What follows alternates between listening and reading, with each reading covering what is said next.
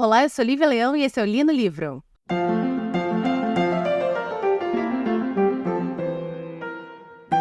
O livro de hoje é um livro que, na verdade, eu vi o filme baseado nesse livro quando eu era uma criança, lá na década de 90, eu nasci em 85, né? Lá na década de 90 eu assisti esse filme e eu fiquei encantadíssima por essa história. Era uma época que eu assistia muito cinema latino-americano e espanhol também. Eu assistia muito Almodóvar quando era criança, sei lá por quê. Me deixava assistir tudo que eu queria. E aí eu lembro muito claramente desse filme e eu fiquei assim, ai, nossa, que filme incrível e tal. Descobri anos depois que era baseado num livro e esse ano eu tava vindo lá numa fase saga, né, de família. Então a gente teve os Leões da Sicília, a gente vai ter o livro de hoje e semana que vem a gente vai ter Pachinko. Que são livros assim, que contam histórias de família, que você tem ali uma história que passa através dos anos, das décadas. E aí eu falei assim, eu acho que casa nessa trinca aí. E peguei pra ler e assim, gente, que livro incrível! Incrível! Eu tô falando de Como Água para Chocolate, livro de 89, da Laura Esquivel, nascida em 1950 na cidade do México. E a Laura, mesmo católica, ela estudou muito filosofias asiáticas, tanto que ela até virou vegetariana, né? Ela teve, desde criança, uma conexão muito forte com a avó dela, que foi a pessoa que apresentou ela ao mundo da culinária.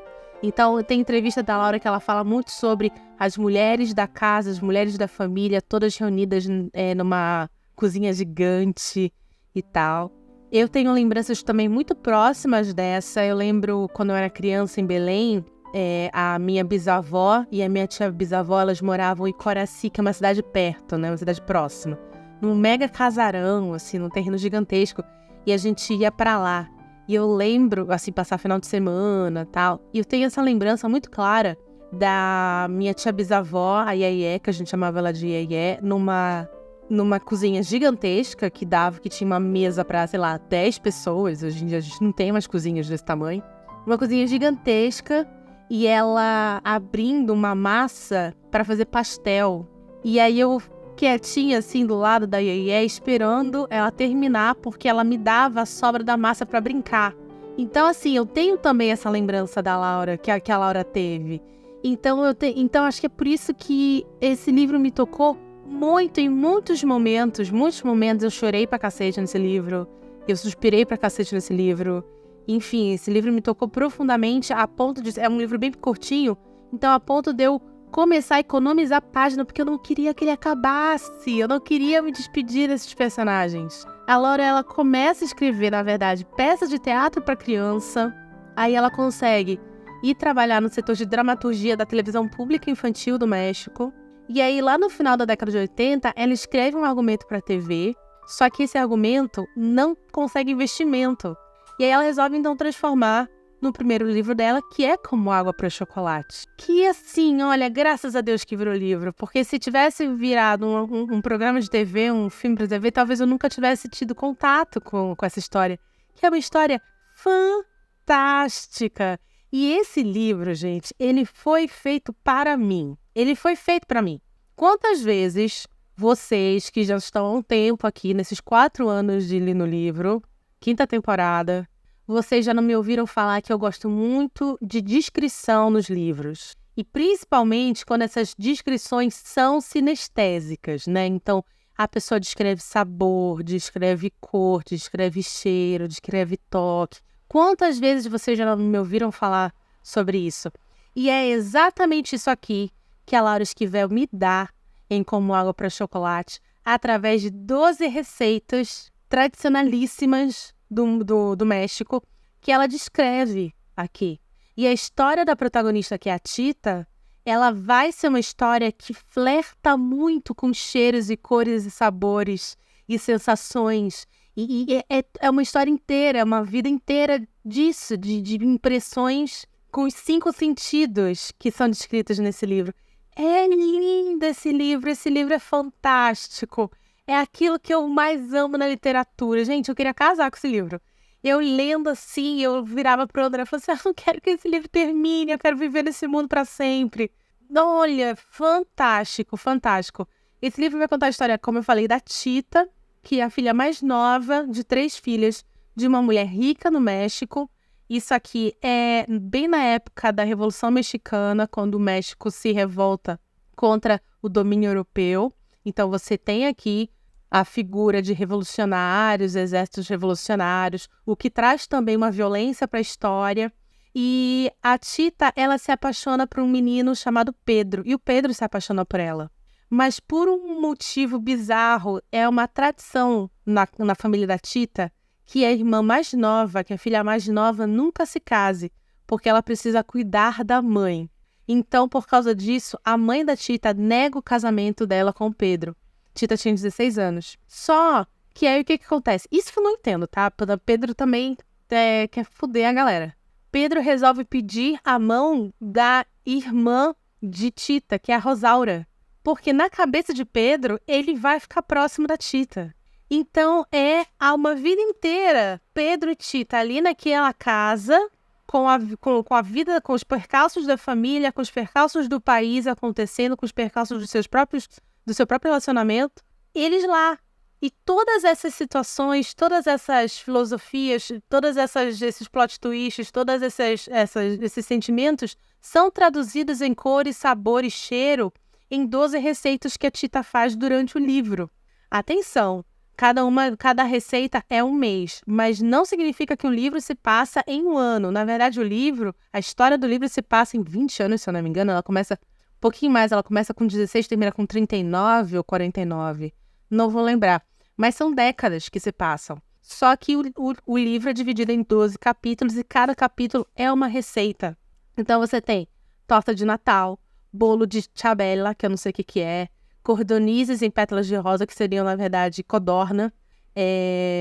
Mole de peru, eu acho que é moleira de peru, miúdos de peru, com amêndoa e gergelim. Chorizo nortenho, que eu detestei quando eu provei lá na Argentina, quando eu fui. Massa para fazer fósforo, quando a gente está aqui no auge da Revolução. Caldo de rabinho de boi, uma semana champadongo, chocolate bolo de rei, rabanada de Natal. Amo rabanada, meu Deus, nossa senhora. Nossa senhora, amo rabanada. Vou vontade de comer rabanada agora. Ai, quero muito comer agora uma rabanada. Feijões gordos com chile atezzucana e chile em nogado. Então, são receitas que ela vai descrever, ela vai comentar como se faz essas receitas, enquanto, na verdade, situações estão ocorrendo que conversam com a culinária da Tita. Cara, é fantástico esse livro. É fantástico, é maravilhoso. E uma das coisas que para mim faz com que esse livro seja incrível, incrível, incrível, incrível, é o fato que esse livro é um excelente exemplo de uma coisinha chamada realismo fantástico, ou realismo mágico, ou, como você pode falar em espanhol, real maravilhoso, que eu não sabia que era assim que se falava. O realismo fantástico, ele vai ser, na verdade, um gênero literário tipicamente latino-americano, inclusive aqui no Brasil, tá? Por mais que a gente não fale espanhol, a gente vai ter uma conexão com as raízes desse gênero. E aí, ele é uma resposta, esse gênero é uma resposta latino-americana a uma coisinha chamada literatura fantástica europeia. Ele vai surgir em torno de 1960, 1970, segunda metade do século. E, na verdade, tem duas coisas que são as raízes desse gênero, e que é por isso que eu falo que no Brasil você também tem livros desse gênero. Primeiro, é uma cultura latino-americana baseada em superstição. Você tem muita superstição, então você tem essa coisa meio mágica que permeia a cultura latino-americana. Eu sou paraense, vocês já sabem disso, e para mim isso é muito palpável. Muito palpável. Morar em Belém, onde você tem, entre outras coisas, a convivência do catolicismo supersticioso, né? Então você tem Nossa Senhora de Nazaré, e todo ano Nossa Senhora tem o Círio de Nazaré, só que o Círio de Nazaré, ele tem antes disso uma transladação, porque um dia encontraram a imagem da santa, botaram ela numa igreja, e aí magicamente no dia seguinte ela apareceu em outra, que hoje em dia é onde é a Basílica de Nazaré. Então você tem essa superstição católica, ao mesmo tempo você tem todas as superstições e lendas indígenas, convivendo e se entrelaçando em Belém do Pará, e no Pará inteiro, na verdade. Então, para mim, essa coisa da superstição cultural dentro da cultura tão forte assim, é muito palpável. É muito palpável. E para mim, eu acho que é uma coisa que depois que eu vim para São Paulo, perde-se um pouco. Porque as superstições e as lendas do Sudeste são lendas que, quando você vive no mundo muito urbano de São Paulo, elas se perdem um pouco. Em Belém, mesmo que você esteja morando na capital, você ainda tem aquela... Nossa, tava passando pela Batista Campos, vi uma mulher, tenho certeza que ela era uma Matita Pereira, sabe? Uma coisa assim no meio da cidade. Então, eu acho que no norte do país isso é um pouco mais palpável. E outra coisa, a segunda raiz desse gênero realismo fantástico, que são a luta contra os regimes ditatoriais que ocorreram quase que ao mesmo tempo e também na segunda fase a segunda metade do século XX no mundo latino-americano. Então, você tem ditadura aqui, você tem ditadura na Argentina, você tem ditadura no Chile. Aliás, acho que todos, né? Bolívia teve, Uruguai teve, acho que todos quase tiveram regimes ditatoriais. Então, é por isso que o realismo, ele é um realismo, porém ele é fantástico, porque você tem ainda assim um povo marcado por anos, décadas no caso, em alguns casos, de abusos e crimes ditatoriais. E mesmo que a parte fantástica desse gênero, que na verdade é um popurrí de gêneros, né? A parte fantástica desse gênero, ela tente romper com o racionalismo, e por isso que a gente tem um realismo fantástico e não um naturalismo fantástico, você ainda tem a tradução do que esse povo passou, do que nós passamos, eu não sou, eu sou latino-americana também, que nós passamos durante décadas em regimes ditatoriais no mundo. Uma das minhas grandes autoras favoritas da vida, que é a Isabel Allende, ela é também uma produtora de realismo fantástico, mas o grande ícone do realismo fantástico latino-americano é um cara chamado Gabriel Garcia Marques, e especificamente com um livro de 1982 chamado 100 Anos de Solidão. Eu tenho esse livro em casa e eu nunca li. Por quê? Há muito tempo atrás, eu estava falando com uma pessoa e a pessoa falou assim, eu falando assim, eu adoro Isabel Allende, adoro Jorge Amado também, né, um ícone do realismo fantástico. Guimarães Rosa, eu amo Guimarães Rosa, Mário de Andrade, enfim, eu amo essa galera, Essa galera, assim, né, década de 20, 30, 40 em produção literária, principalmente no Nordeste, eu sou apaixonada. E aí eu falei assim, eu adoro essa galera e tal, e a pessoa falou assim, você já leu 100 Anos de Solidão, do Garcia Marques? E aí eu falei assim, cara, eu nunca li porque eu li outros 2 livros dele, que é o Crônicas de uma Morte Anunciada e o Amor nos Tempos do Cólera, e eu não gostei. Eu não gostei desses 2 livros. Eu achei ruins? Óbvio que não, mas não são os livros para mim. E aí a pessoa falou assim, olha, eu se fosse você, dava uma chance para 100 Anos de Solidão, porque até o próprio Garcia Marques sabia que 100 Anos de Solidão foi o melhor livro que ele escreveu na vida dele. Então, eu tenho, tanto que depois dessa conversa eu comprei 100 Anos de Solidão, mas realmente nunca li. Será que esse ano é o ano que eu leio 100 Anos de Solidão? Enfim, vamos ver. Eu ainda tenho Sonho e a Fúria para ler, que é um livro que eu comprei há, 6 anos atrás, e eu nunca li, porque eu tenho muito medo de começar a ler e me achar burra. Então, eu tenho alguns livros que eu falo assim, meu Deus, será que eu leio, será que eu não leio? 100 Anos de Solidão é um deles, Sonho e a Fúria é outro. Enfim. Voltando, então, a Como Água para Chocolate. Eu vou precisar agora chamar o comercial, porque a gente vai precisar entrar em alguns pormenores da história que, para algumas pessoas, pode ser, sim, spoiler. Para algumas pessoas, não, eu acredito que seja spoiler. Eu não vou contar o final, eu acho o final desse livro lindo de moer. Lindo. Gente, o final desse livro é fantástico, embora eu não goste do personagem do Pedro, eu acho que o personagem do Pedro salva conduta aqui. Ele é um personagem que vai traduzir o que era um homem mexicano naquela época, mesmo que o livro tenha sido escrito em 89, ele se passa muito tempo antes, então ele vai falar sobre um homem mexicano com valores que hoje em dia a gente sabe que são valores machistas e tal, mas ainda assim, eu acho que o Pedro é um dos grandes algozes da Tita, e a Tita é uma personagem tão amável, tão incrível, que eu tenho um pouquinho de ranço dele. Aliás, eu tenho um ranço de 3 personagens nesse livro, que é a mãe, a Rosaura, é o nome da irmã.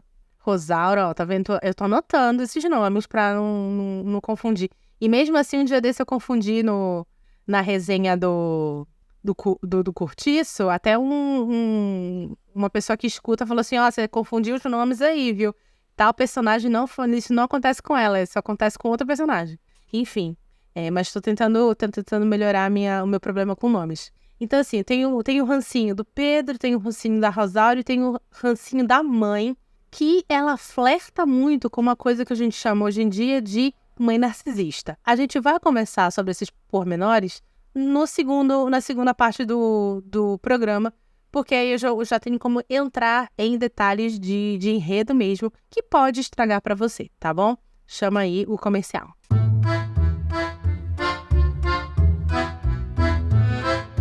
Recado do patrocinador aqui. Já já o episódio continua. Mas antes, quero agradecer a sua audiência e te lembrar que o Li no Livro é um podcast independente e sem patrocínio.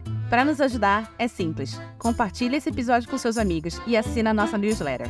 O link está na descrição do episódio. Obrigada.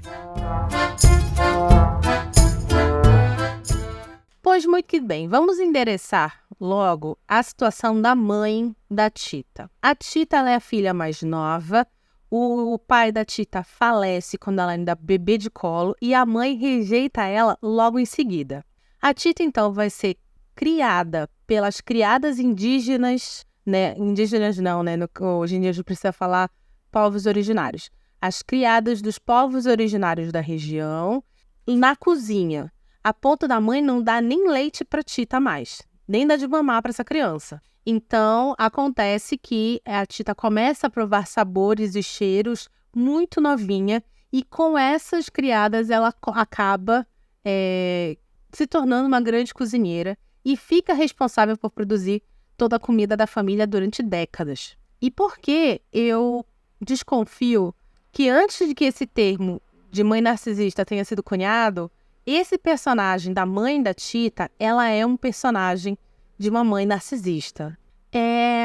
Primeiro de tudo, existe dentro do estudo da mãe narcisista, né? Porque na verdade o narcisista pode ser mãe, pai, tio, irmão, avô, qualquer pessoa, mas a gente tem principalmente um estudo sobre a mãe narcisista porque tem muitas coisas e muita pessoa que fala sobre isso. A mãe narcisista, ela tem uma característica, ela geralmente tem um filho que eles chamam de o filho de ouro e o filho bode expiatório, que é o que faz tudo errado. A mãe, ela age como se ela fosse dona daquela criança, daquela pessoa, que seriam os filhos, e tudo é sobre ela, para com ela e tal.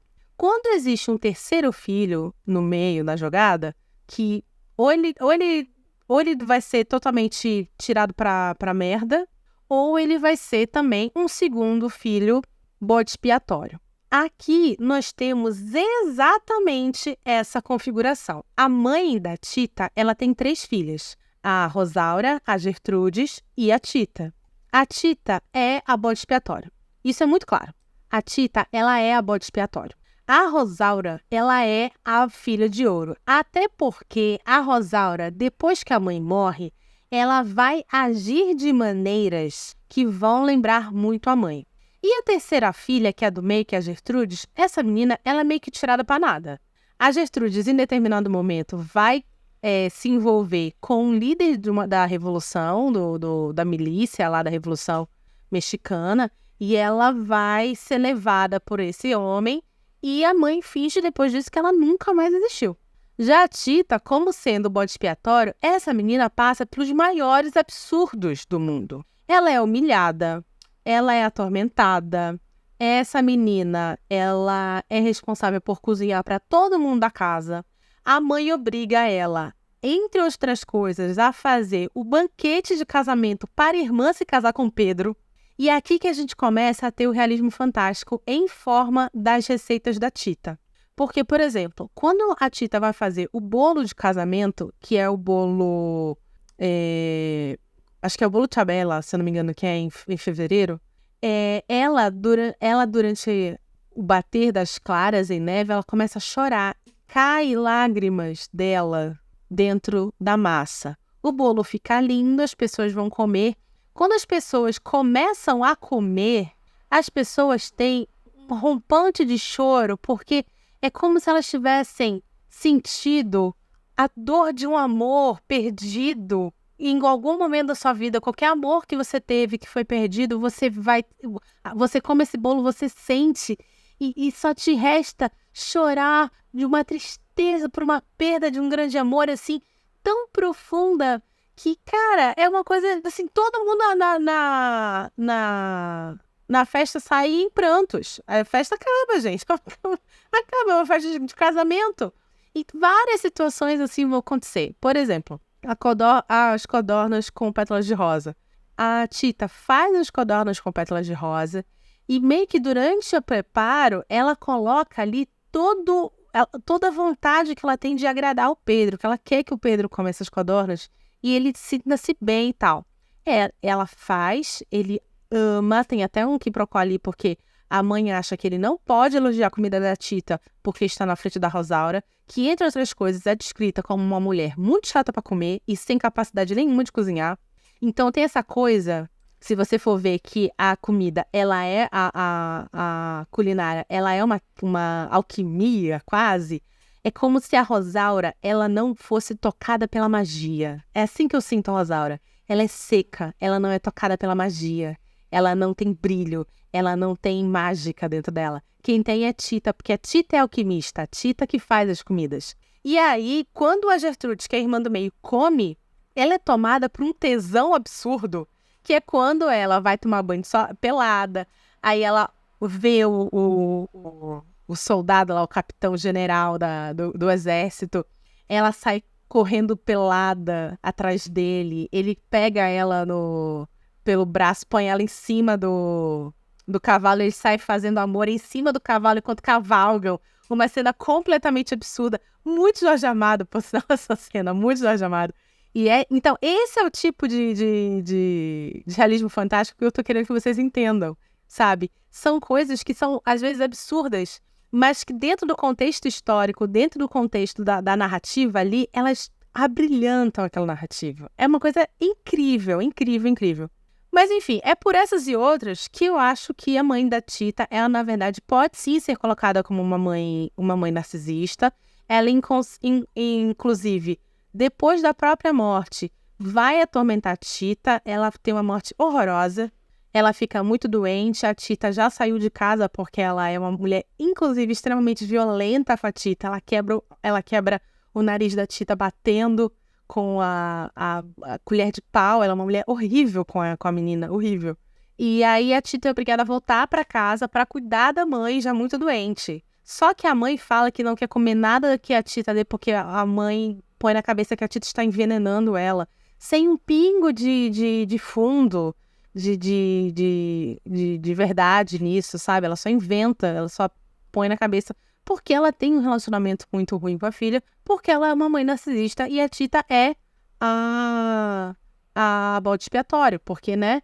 Mais uma vez, a Tita ousou querer um dia se casar e ter uma vida, sendo que ela está neste mundo para cuidar da mãe.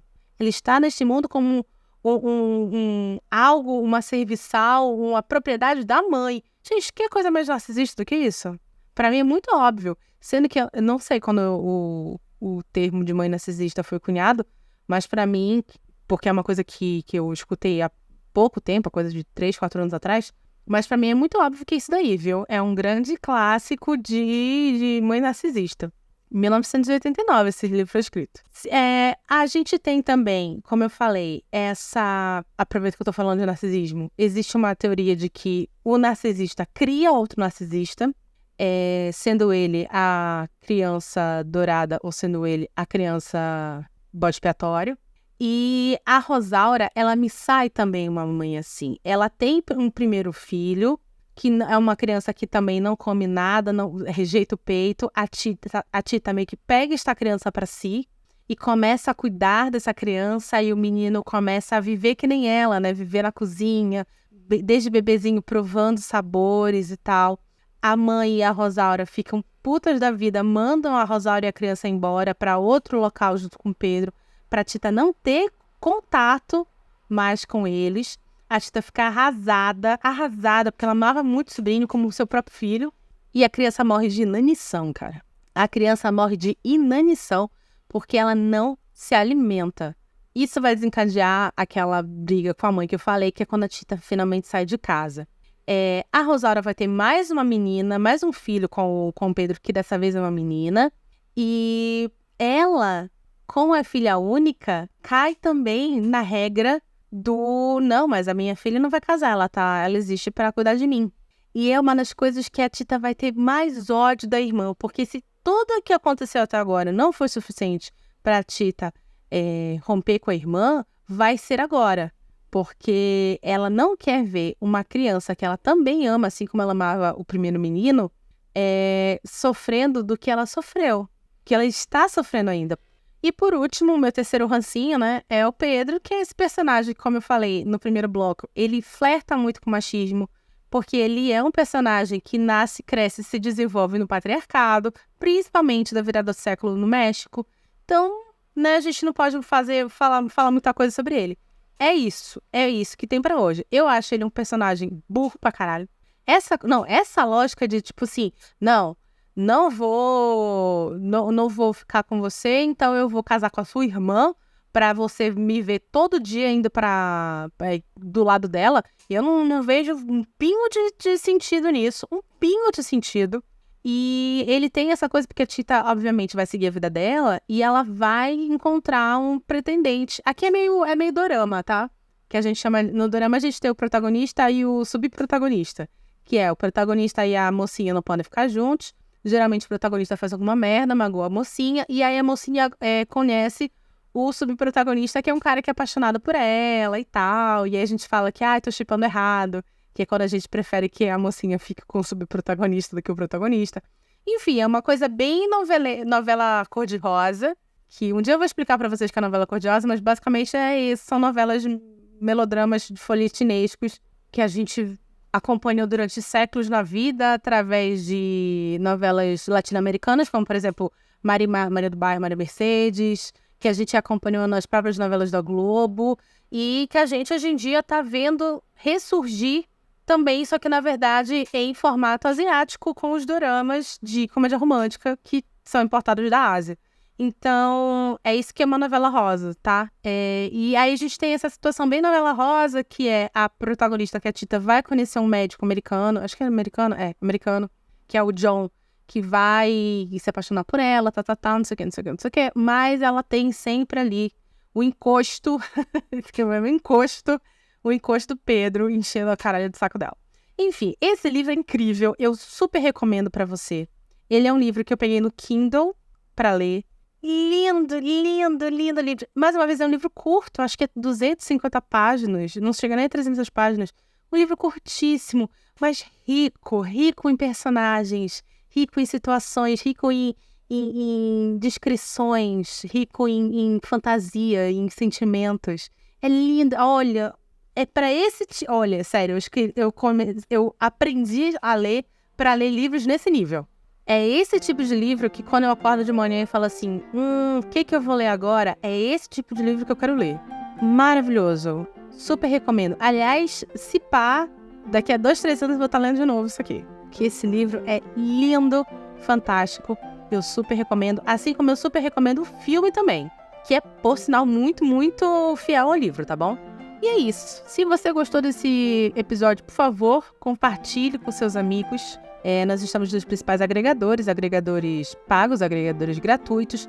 Nossa newsletter vai hoje à noite, às 10 da noite ao ar. Então ainda dá para você se inscrever, você consegue se inscrever no link que está aqui na descrição do episódio. Temos episódios novos todas as segundas-feiras às 17 horas e episódios extras na última quinta-feira do mês, também às 17 horas. Lembrando que abril, maio a gente ainda tem episódios novos. Em junho a gente dá uma pausa de um mês e a gente volta em julho com novos episódios. E em outubro já está ali fechadinho o especial que a gente tem todo outubro. Eu ainda não decidi qual é a temática do especial esse ano, se eu vou fazer conto, se eu vou fazer livro de terror, se eu vou fazer peça de teatro de novo. Eu ainda não decidi qual é a temática desse ano, mas se preparem, porque outubro teremos então 9 episódios no Li no Livro, tá bom? Então se inscreve, dá 5 estrelas, se inscreve no teu agregador para não perder nenhum desses episódios. E é isso. Meu nome é Lívia Leão e esse foi o Li no Livro.